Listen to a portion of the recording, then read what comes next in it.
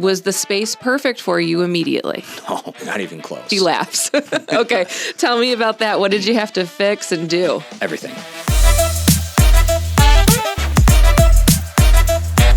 All right. Well, thank you so much for tuning in to another episode of Bleep the Budget. I am your host, Meghan McDonald, Forefront Credit Union Senior Community Relations Specialist. Thank you so much for tuning in. Today on the podcast, I am joined by Dr. Ken Reinierson. He is here to talk about his budget journey from first starting his business in a space that he rented for years, and then the decision to jump in even deeper and purchase his own brick and mortar. Thank you so much for coming on the show today, Dr. Ken. Thank you for having me. Dr. Ken, okay? Can I call you that? Yeah, that's what, prefer that. All right. Well, tell me first about East Bay Chiropractic. What exactly is it? How long have you been in business for? Give me the details. So the practice was originally opened in April 2013 with my partner, Dr. Craig up in Gaylord. He's the money behind it, and he started the practice with another doctor. And he's done this about a half a dozen times where he starts the practice, brings somebody in. It's a profit-sharing business, and then you buy the 50% of the practice for a cheap price. And then after 6 months, you get the option, or after 2 years, you get the option to buy the other half of the practice for whatever it's worth at that time. Okay. So he started that with another doc up here. She had a bunch of personal issues, and she just never bought into it. So she got out, and I came in and took over the practice in September 2015. And you never looked back? Never looked back. Full in. Okay, that's awesome. Now, you have rented your space for quite a while before you actually got into your own current owned space, correct? Yep. So when I took over the practice, I took over the lease. So we had a really good location. We were around the corner of 3 Mile and Hammond. Okay. And the Red Schoolhouse there. And then was renting there for 8.5 years, and then eventually I just needed to buy a place. So did you ever picture within that journey that you wanted to eventually own your own space? Or when you first started, were you like, yeah, renting's good for me, I'm happy with that? No, I always wanted to own. My dad was a dentist, and he owned his own building. Okay. Versus my grandfather, who was also a dentist, and he rented. And so I saw the advantages to owning your own business and having extra space as well, so you can bring in other people to help with the expense of owning your own brick and mortar place. So when I originally moved up there, I really wanted to buy the schoolhouse, but it's not for sale. I tried multiple times, and they would not budge on me. So, okay. We started getting into it by having my real estate agent. We were just bullshitting one day, and I told him I'm starting to look at a place, and then he told me that was a bad location, bad parking lot. What you need is something better exposure with some renters, and then he found us our spot. Okay.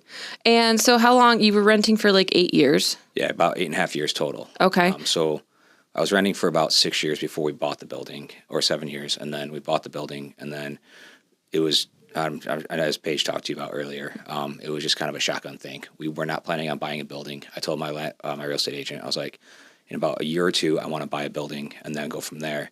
And then literally the week after we got married, he's like, I found your spot.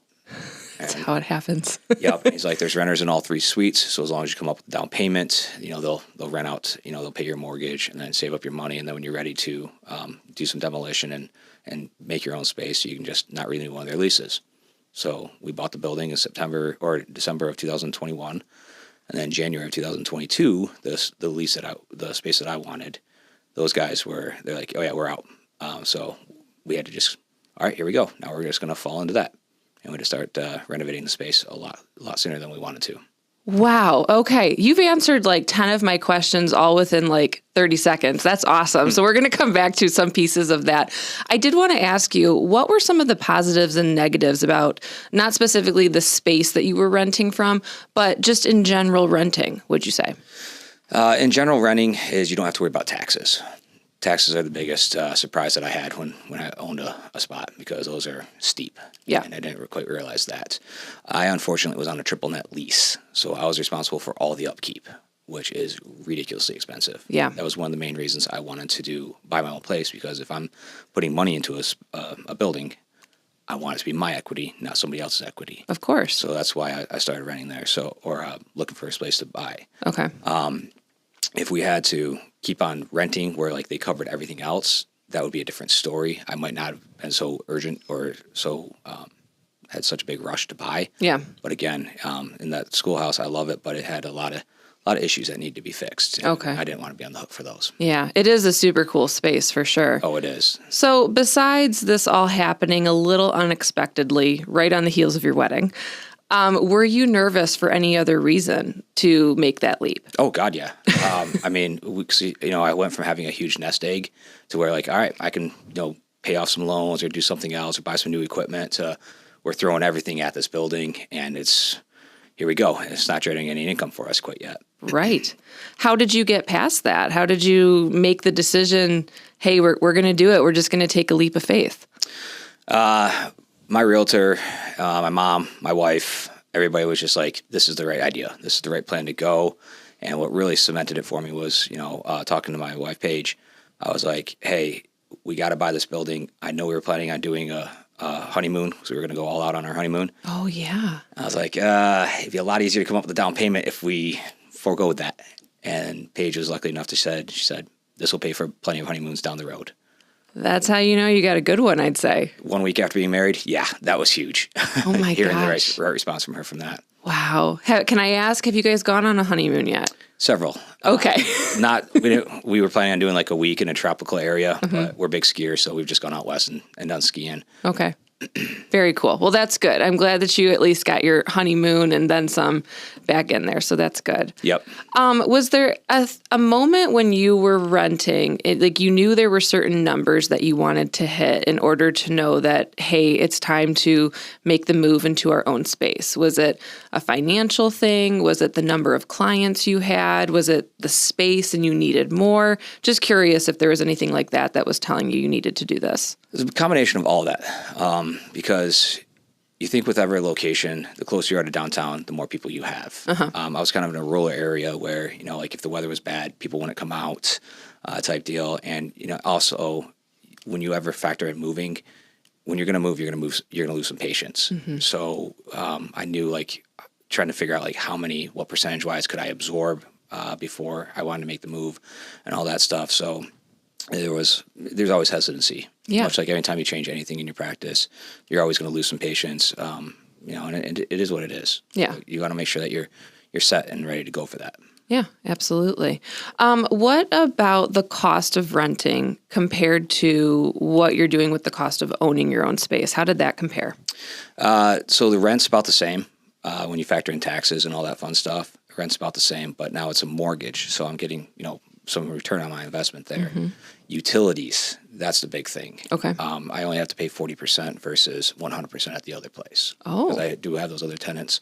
So we split the utilities, which is quite nice. Okay. And I've got the biggest suite, so I pay the most, but that's the biggest savings right there. Okay. And then the insurance is about the same, I think, on the building versus when I was renting. So that's the best part about it is the utility cost. Wow. So would you say that the utility cost is what made the biggest difference for you then? Kind of, yeah. Especially in the red schoolhouse, it was wildly expensive to heat during the wintertime. It's very thin walls, very thin windows there. So it was almost as expensive to heat that building as it was all three suites in the other building. Okay. Do you think that would have made a difference for you like if you wouldn't have had to pay all of your utilities 100% in that red schoolhouse building? No. I was always going to own. Okay. Just was curious. Yeah. When you factor in, so when I look at it, I was paying a lot of money per year to rent. And you do that on a 10-year basis, you're like, whoa, that's just a lot of wasted money. Sure. Whereas if at least half of that could get reimbursed or recuperated on a mortgage, because anytime you buy something with a loan, you're paying interest mostly. But there is a fair amount that goes toward a mortgage, so you do get some money back on that, which is important. And then it also sets up, part of your retirement fund, and then eventually I would like to leave that on for my kids. Yeah. So they've got a little nest egg or a little something that just supplements their income as well. Yeah, that sounds like you have a good plan for that for sure. Always try to. Yeah. Was it difficult finding a building within your budget? Because I know that Traverse City can be a little bit more expensive than some other communities. Did you have any issues with that? No. We actually got a building for way less than I thought we were going to get. And I preface this only because we bought during COVID. So we bought in 2021 when commercial real estate was just toxic and nobody wanted to touch it. So where we bought, I didn't even think was going to be in my price range. I never even looked at that area. And then my realtor, he found this place. My realtor is amazing. He found our house off market, and he found this place off market. Yeah. So he goes, this place got appraised for X amount of dollars last year. I say we just offer him that, see what they say. And the building was in a trust where the owner had passed away, and they were looking to sell off some assets. So they go, yeah, we're actually going to put it on the market for a little bit more, but since you already got a buyer and we don't have to pay the realtor fees, giddy up, here we go. And they accepted my offer. Wow. Yeah, and so again, I preface this, we lucked out hardcore because, again, today I don't think I could afford that building. Really? Can I ask you what it cost you, what that building went for? Yeah. Then? Yeah, 405. 405. And so what do you think it is probably today? Over 7. Wow. That's crazy. That we put a lot of money into it too. Did you? Oh, yeah. That is a question that I had. Was the space perfect for you immediately? No, not even close. He laughs. Okay. Tell me about that. What did you have to fix and do? Everything. Okay. So, again, we bought it off market, and we were told it was just a shoebox. We could do whatever we wanted to. So all the walls, just knock them out internally, do whatever you wanted to. So I had an idea of what I wanted, but I knew I wanted an arched front desk, and I had no idea how to design that. So I have an architect buddy of mine. I was like, hey, why don't you come, design this for me? Then he started asking a bunch of questions about what I was going to do, all this stuff. And I was like, all right, well, let's expand your budget a little bit and then have you actually draw out the designs. So he did that, and then we started demolition on the building, and we come to find out that there are certain walls that were weight-bearing.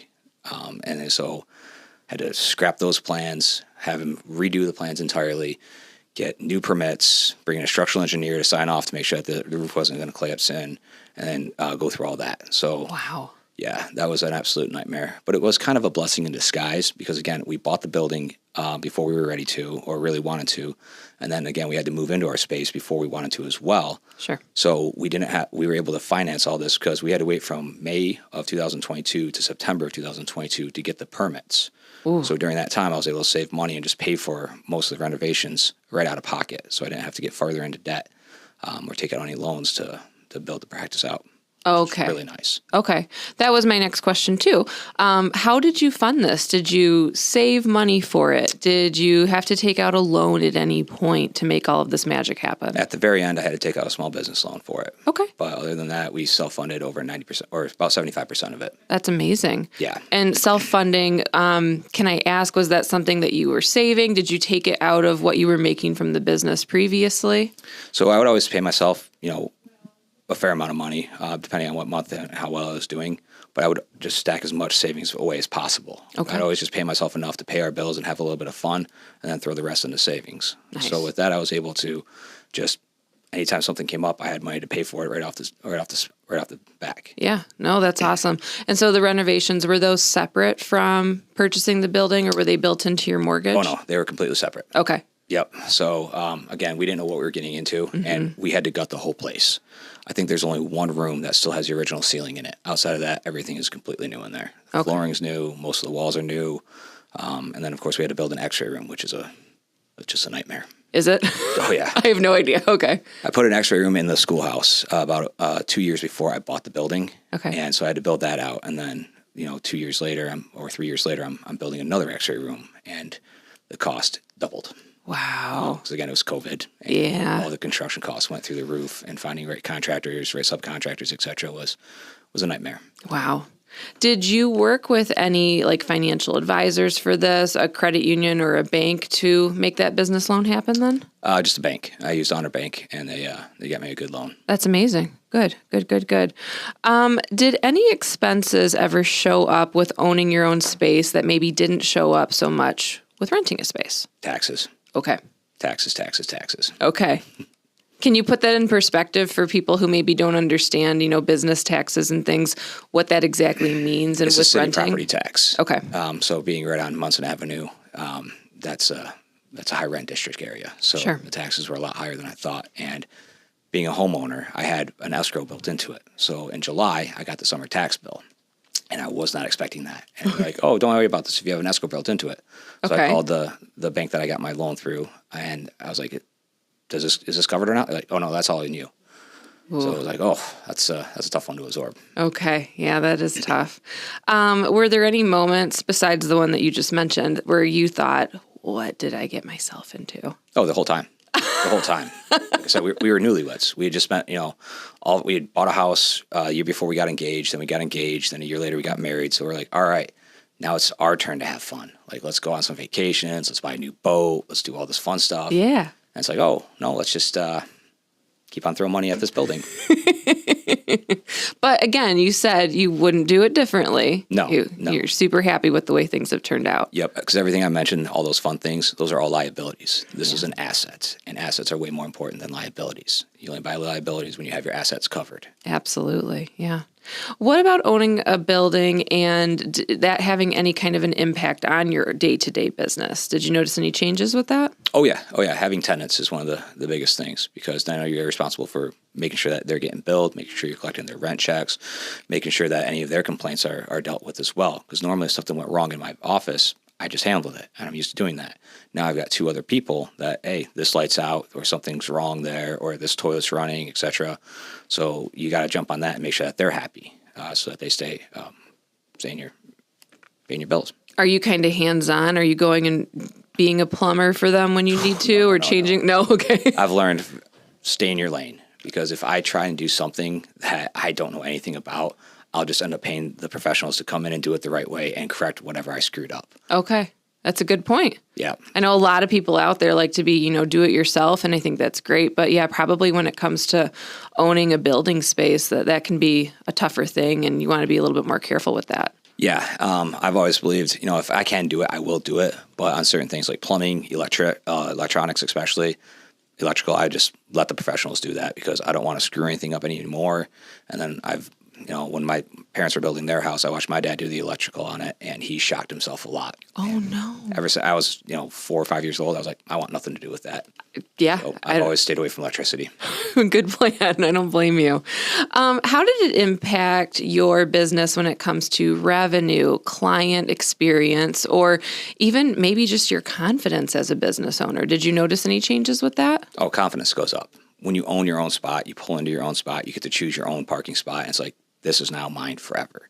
This can't be taken away from me. One of the main decisions, too, I forgot to mention this when I was thinking about buying a building, is right when I put the x-ray room in, a buddy of mine, a colleague of mine, he had a great thing going in the place that he was renting, and then his landlord goes, oh, yeah, I sold the building. You've got like 5 months to find a new location, which just floored him. Okay. And then I was like, I just built an x-ray room. These things are not cheap. Moving the x-ray machine is not cheap.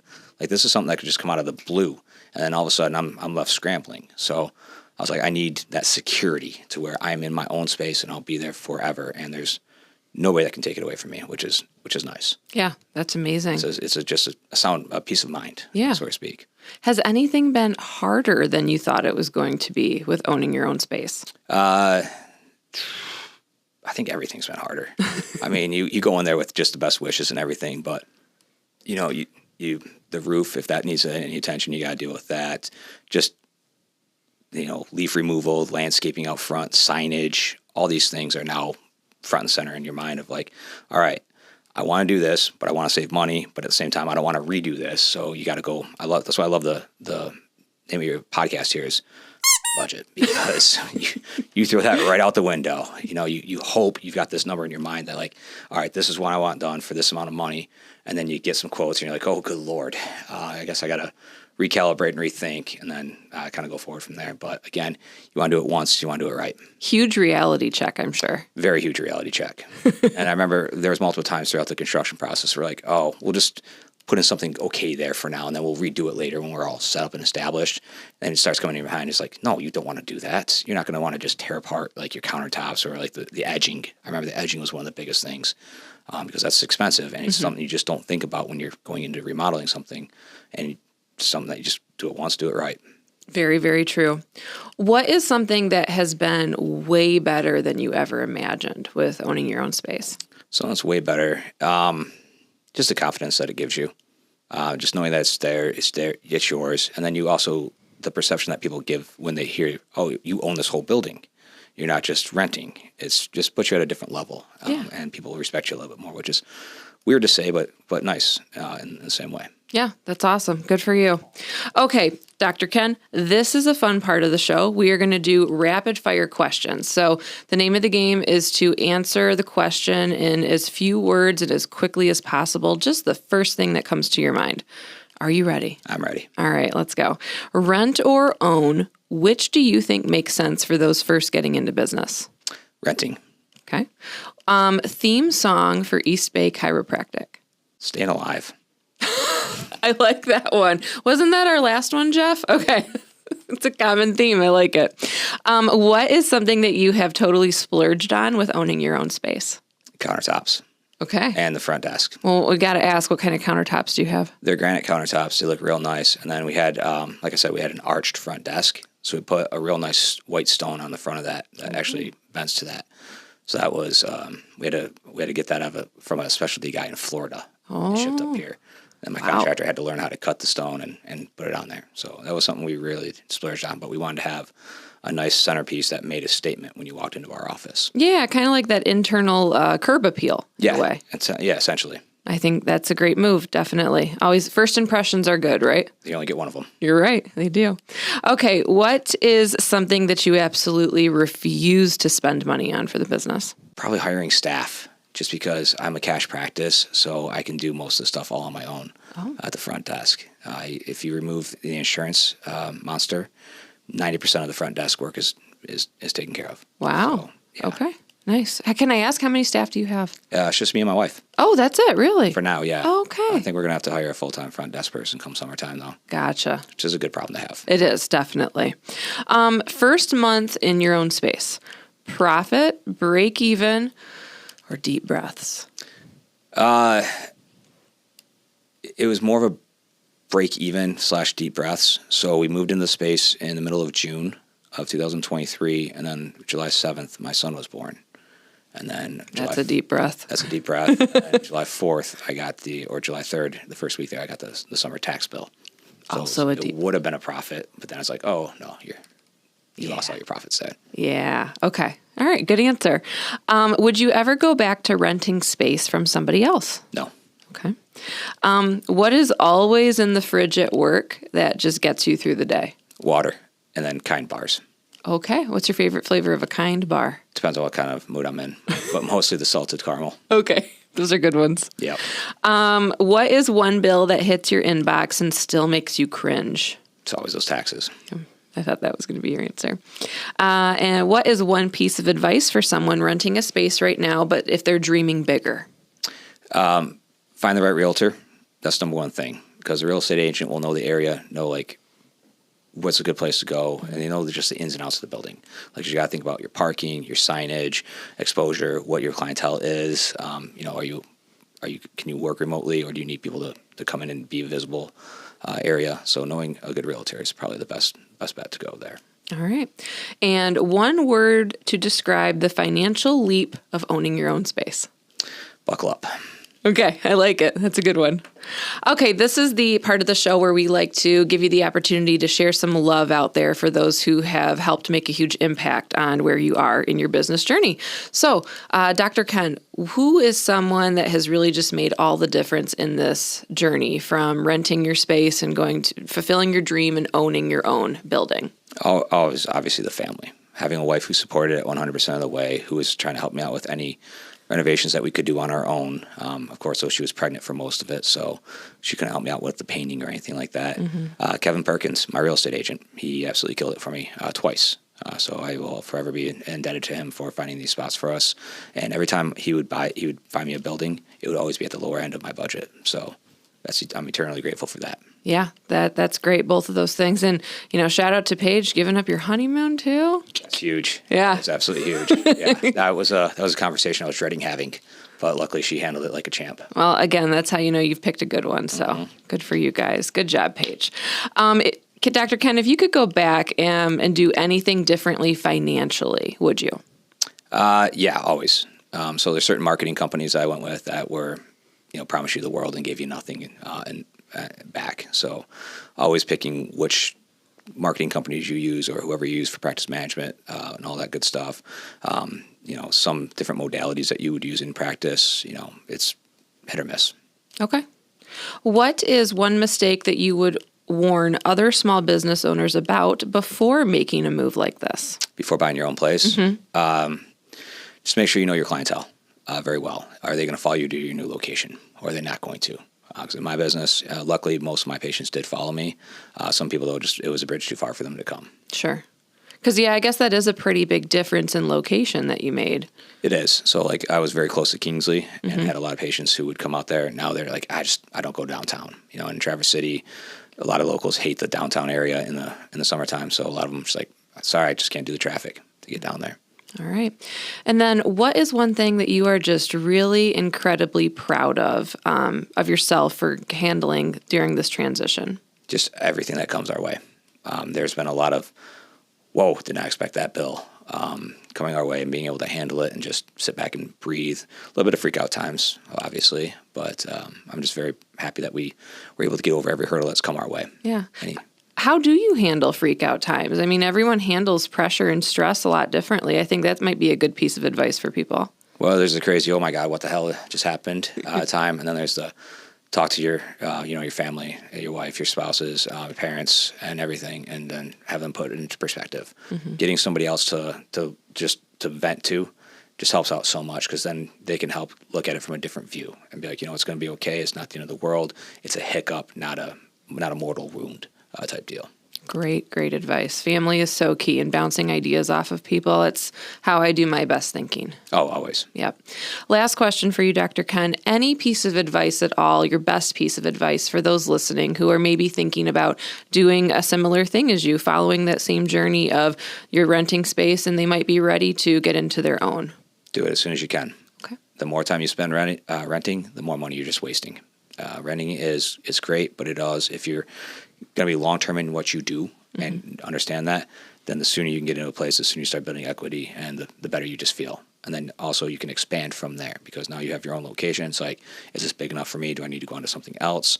And if I already own a building and I need a bigger building, I can sell that building and use it as a down payment on my next building. So it helps you just make the next step a lot easier going forward. Yeah.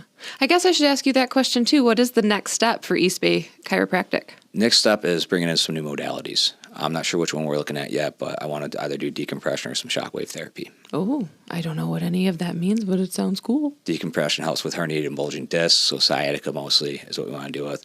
Then shockwave is just for tennis elbow, plantar fasciitis, and all the shoulders and all those stuff. Cool. That sounds awesome. Good for you. Thanks. I hope you get onto that move very soon. Yeah, me too. All right. Well, thank you so much for hopping on the show. I really appreciate it. I know you're a super busy guy, and thanks for being so honest about your journey too. You bet. Thanks for having me on here. All right. And thank you so much for tuning in to another episode of Bleep the Budget. We'll catch you next time.